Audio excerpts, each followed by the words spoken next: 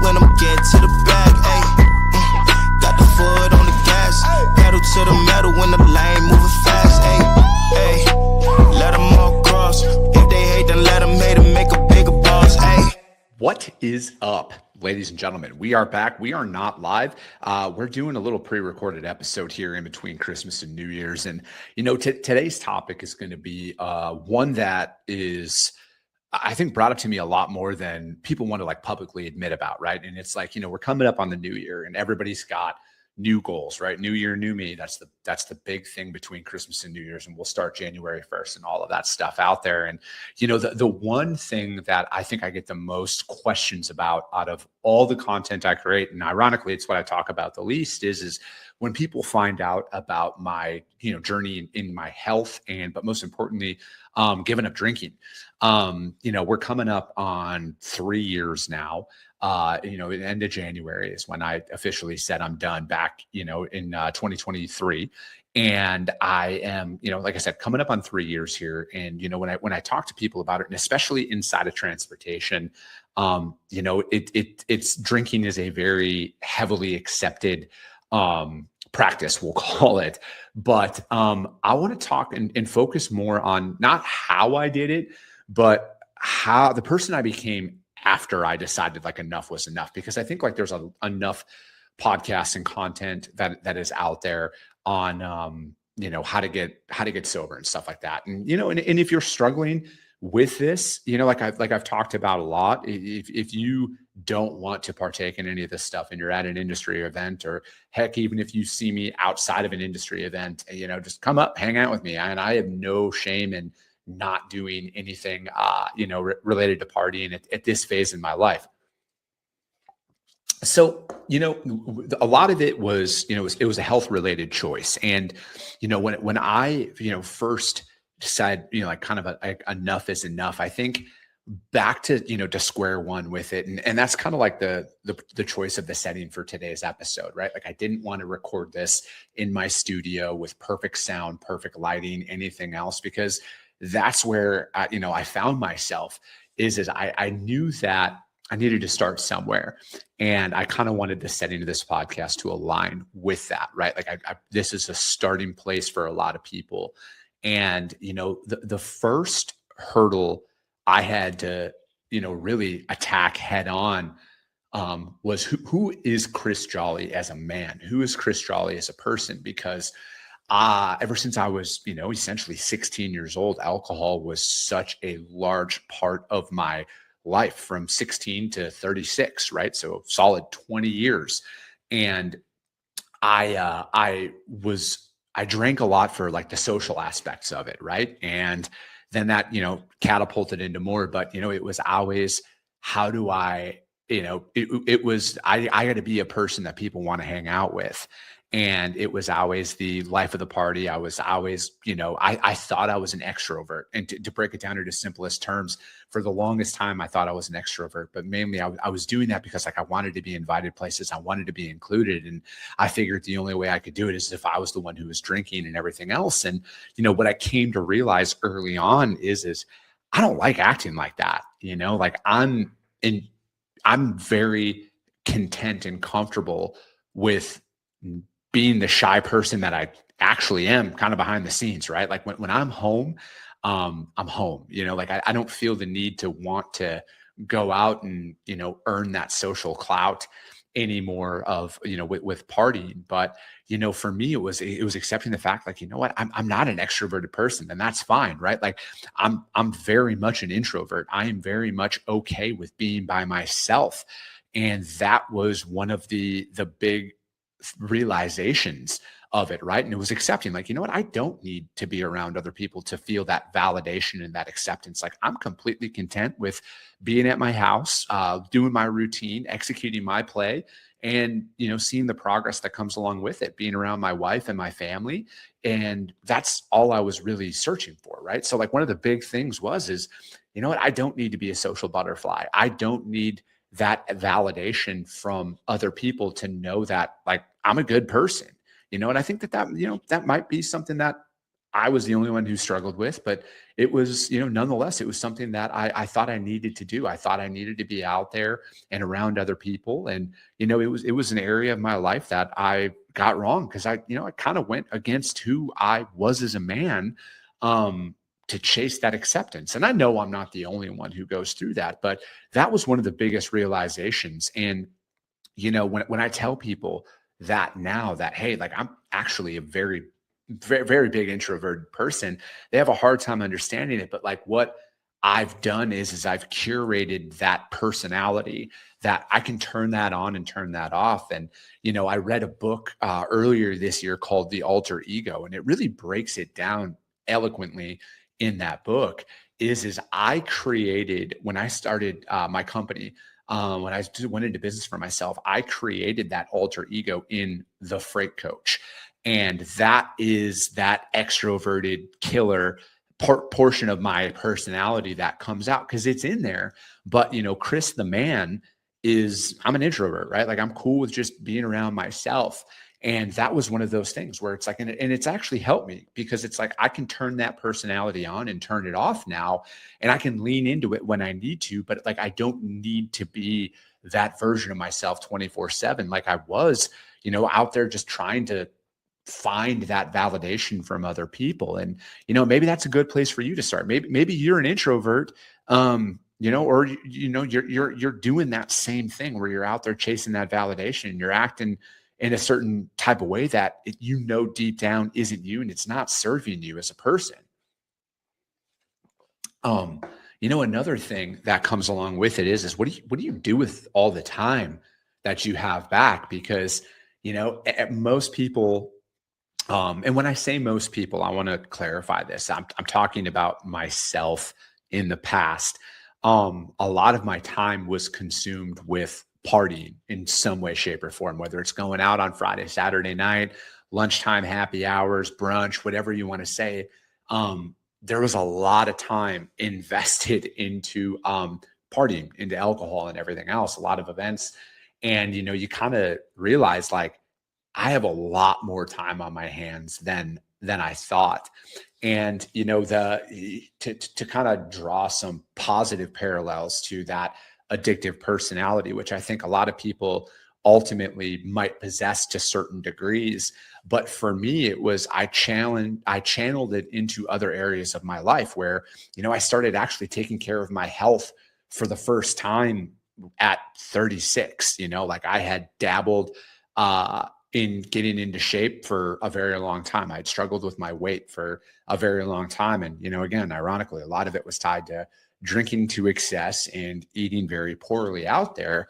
And now it was like, hey, I have all this time on my hands. What should I do? And for me, it was, I needed to, again, if I was going to lean into who is Chris Jolly, the man, I needed to really attack a lot of that stuff head on. And, I always had that body image struggle that came along with it, right? That overinflated, puffy, alcohol-induced physique that I had had. And, I had started going after working out, right? And again, like with even when I started my business and when I had given up alcohol and when I had started on my health journey and getting back in the gym, I needed to do this all on my own. And I'm not saying anybody needs to take this approach. I'm just saying what worked for me in this instance. And again, if you need help, if you need to talk to a professional, go do that. I would highly, highly advocate you to go and speak to that person. But I took the challenge of it's like, all right, who is Chris Jolly made of? What is Chris Jolly actually made of here? And I wanted to do a lot of this myself in regards to getting my health in line and, developing these new habits, because again, you have all this free time that you didn't realize. So, for me, it's like my staple, my anchor every single day is working out, right? Like I have to break a sweat 7 days a week, whether it's going into the gym, whether it's doing cardio at my house, something along those lines to really be that anchor point and that focal point for me throughout the day. And that has been, I've been able to lean into those addictive traits, that addict personality that I possess. And I was able to apply it into my health. And, I'm coming up, I'm going to be 40 in about 4 months. now, and I'm literally in the best shape of my life as a 40-year-old. And this is that time when a lot of people start coasting, or they've given up on their health and their fitness because they're like, oh, I'm 40, I'm old. And I want to challenge that, because it's like this is the most energy I've ever had in my entire life. And I attribute it to the fact that like my body's actually working for me now, not in recovery mode of alcohol and shitty foods and everything else that come along with it, where it's like I'm now applying that methodology to go out there and to actually improve my health and the energy levels that I have now. Again, like I've never felt this good in the entirety of my life. And that's going back to when I was a teenager. That's going back to when I was in my early 20s. This is the most energy that I've had. This is the most focus that I've ever had. Like my functionality is as at an all-time high right now. And to me, it came along with realizing like I was not nearly living up to my full potential in a lot of what I was doing. And a lot of my time was consumed with being hungover, or, getting over the night before, and everything else. And, so I found a new love and a new passion for that. And, it's one of those things where again, if I was going on that self-discovery journey of learning how to be and function without, I needed to fill that time. I needed to fill that void. And I think a lot of that is what draws a lot of people back in is you have more time on your hands. You have more time to think about what you're not. And that draws people back in. At least I know that that's an area that I struggled with, where it's like, if I wanted to stop doing something, whether it was eating bad or drinking, I realized I had to deal with myself.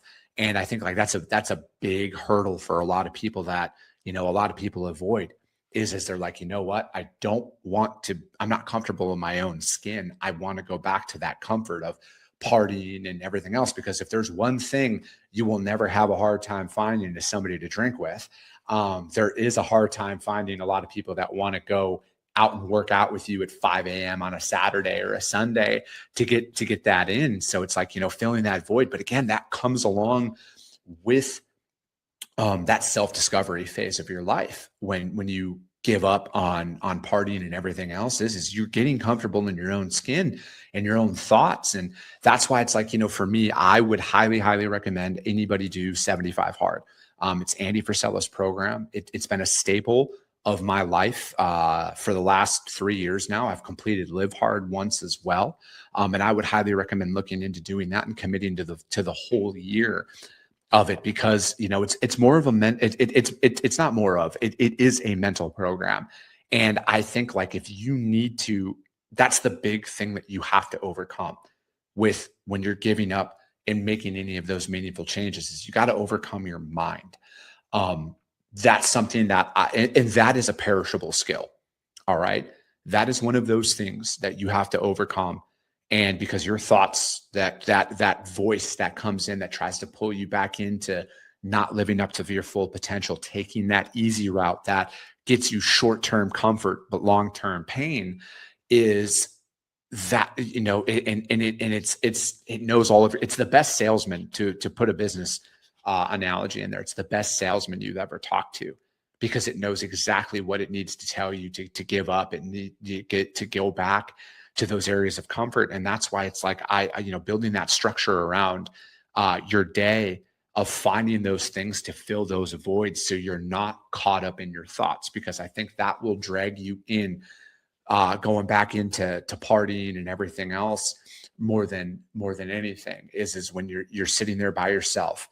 And again, fortunately, I had a phenomenal support system in my life that was cool with me not being that version of myself anymore, and was cool with me committing to kind of learning to live with myself again. And I'll always give my credit to my wife in regards to that. But it's also, I leaned into my faith a lot. I was a part-time, I don't want to call it a part-time believer, but I was a part-time application and deployment of my beliefs and my thoughts out there. So, for me, when you're attacking this, and when you're going through this, it's, you really got to work on your mind more than anything. And it's one of those that I would highly recommend a lot of people start there.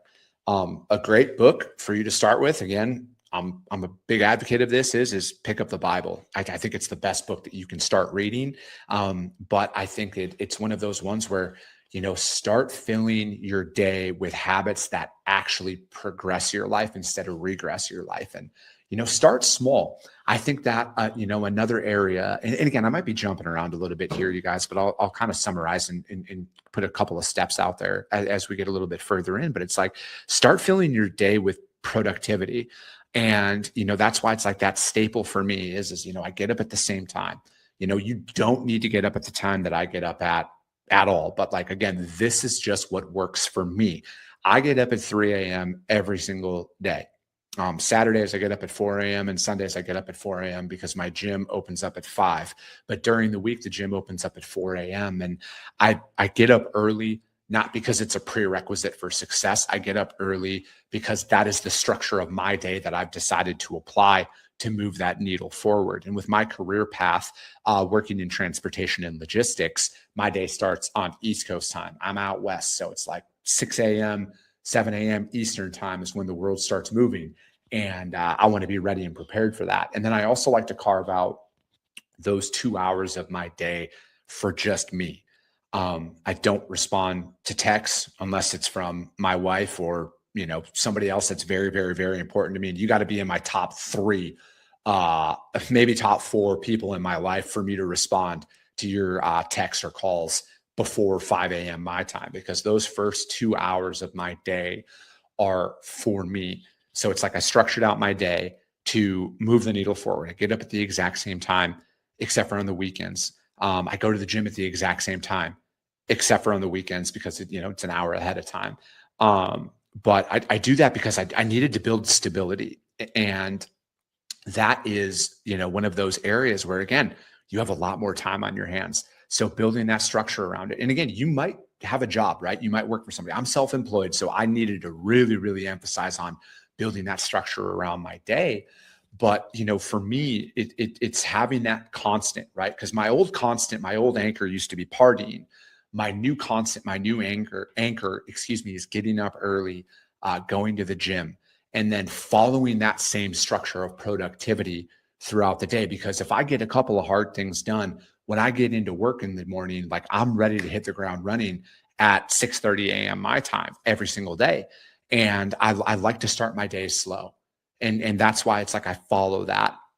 And then, another really, really good thing is I've, like if you have no trouble with partying every single day, you're going to have no trouble in time finding that same kind of high that you get from drinking, that dopamine hit. You're going to find that in regards to your health, right? Like I've just completely I've taken all of those old habits and redirected them and channeled them in to productivity in my life. Now, again, I'm in the best shape in my life at 40 years old. I'm coming up on 3 years of not drinking alcohol or doing anything mind altering substances anymore. And, it's like all I had to do was just switch that thing in my mind. I had to switch that channel in my mind from that dopamine rush to now it's this dopamine rush. Now I'm looking at it as it's like I got this new lease on life, right? Every morning when my feet hit the ground, I don't have any regrets from the day before and the night before. I don't have any thought in my mind of, did I send a DM to somebody that I shouldn't have? Did I text something and say something that I shouldn't have said? Did I reply to an email in a way that I shouldn't have replied to an email because I wasn't thinking straight? I get up now with complete confidence that yesterday I might not have been the best version of myself, right? Because I have my bad days just like everybody else. I don't give full effort in certain situations like everybody else, but those are far and few between now than what they were. Now, when I get up and my feet hit the ground in the morning, I'm ready to attack the day with 100% clarity and confidence, right? And I'm always trying to see how do I push that needle forward a little bit more? How do I get a little bit more out of it? So it's like I've developed those anchor things, right? I get up at the same time. I go to the gym at the same time. And, I eat the same foods every single day. I found comfort in that. And if you've had that ability to party nonstop, like I did, you're going to find new ways to channel that, right? You're going to feel that new way of satisfaction. Now it's like, how much better shape can I get in? How many more books can I read throughout the year? And, I'm still the old ADD, ADHD personality type that comes along with it. So it's like I mix it up where it's like another staple in my life is it's reading now, right? It's whether it's a traditional book or it's an audio book and, or podcasts and stuff like that. And it's like, that's what I'm constantly listening to out there because I'm constantly trying to find a new way. How do I push that needle forward? Because, again, if I'm going to have to fill my mind with stuff, it's got to be productivity based. It can't, because that little voice that's in your ear at all times, especially when you're first getting off, we'll call it off the sauce, and you're starting to move that needle. It's like 10 feet tall when you're starting, but the further and further away you get from it, the smaller and smaller it gets, and the less likely it's going to be to really throw you off course. And but it's always there, right? It gets easier to manage as you get further and further away from it, but it's always there. And that's one thing that I've had to come to accept, right? Because like I thought there was something wrong. I'm like, why is this so hard to overcome? Why is it so hard to not want to do certain things? And it's because that comfort is always there. And, some people might look at it as, again, I'm a man of God. There's that adversary. Some people call it the devil, evil, whatever you want to say. That adversary is always there. There's always something that's pulling you off that track. And I want you to almost embrace the fact that that's always going to be a thing. But like now the more improvements that I make in my life, the less amount of a stronghold that voice might have in my decision making, right? Because again, I thought that was something that was wrong with me, but like the more people that I meet and talk to that are on the same journey as me, they all have that, and you're not alone in that. But again, you fill that void, and again, it's like you're mastering your mind more than anything, and that's the biggest hurdle that you're going to have to overcome. At least that's the biggest hurdle I had to overcome is my mind. And I fill those voids of time that I used to spend with drinking alcohol and everything else. And every event in my life, it's like if I go back, sporting events, alcohol, concerts, alcohol, weddings, alcohol, parties, alcohol, everything was there, right? Where it's like, this is that hurdle that's going to have to be there for you. And again, it's a bigger hurdle when I first started, but now I found that same addiction in sobriety than I did in partying, right? So it's like I can go to sporting events and watch a game and not partake in anything. But like I've also found that I like sports as much as the next guy, but like I don't care about him anymore, right? Like I don't have any emotional attachment to whether any of my teams win or lose or anything like that, right? Like my new focus is, how do I get my health to a top tier level? How do I get into the 1% of my health? How do I get my business into the 1%? How do I get my income into the 1%? That's where I've channeled all of that stuff too. But again, it's like, this is something that I will go through every day for the rest of my life. I am the exact same person now than I was when I was partying all the time. I've just learned ways to pull those different levers to channel it for progress instead of regress. And, when you're first starting out, I honestly think the biggest hurdle you're going to have to overcome is your mind. And that's where I would start. I would start with overcoming and working on your mind, but accepting the fact that is going to be a staple, accepting the fact that it's like, hey, I just have to fill my mind with other things that will move me forward. It might be, you might like to paint, for example, right? Maybe you like to paint when you were a kid, or you're going to go back to those. You're going to discover new habits. You're going to discover new hobbies. But it's like, you got to do something. You cannot sit there and wallow.